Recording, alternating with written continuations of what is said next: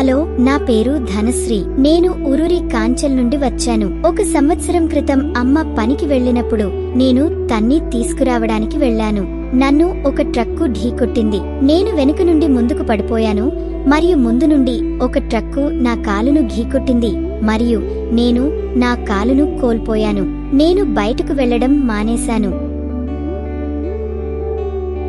నేను కాలేజీకి వెళ్లడం మానేశాను. అందరూ ముందుకు వెనుకకు వెళ్లేటప్పుడు వారి పాదాలను చూడటం చాలా బాధగా అనిపించేది.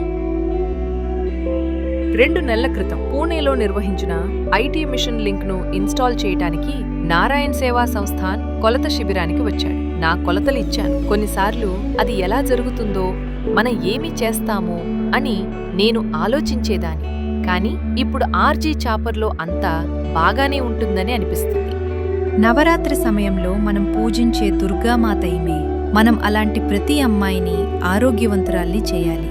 ఆమెను పాఠశాలకు పంపాలి మరియు ఆమెకు చదువు చెప్పాలి.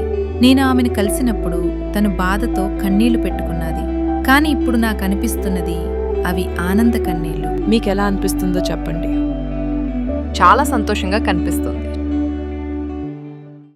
ఈరోజు నేను నా కాళ్ల మీద నిలబడినందుకు నారాయణ సంస్థకు ధన్యవాదాలు. నాకు నడవడం చాలా బాగుంది.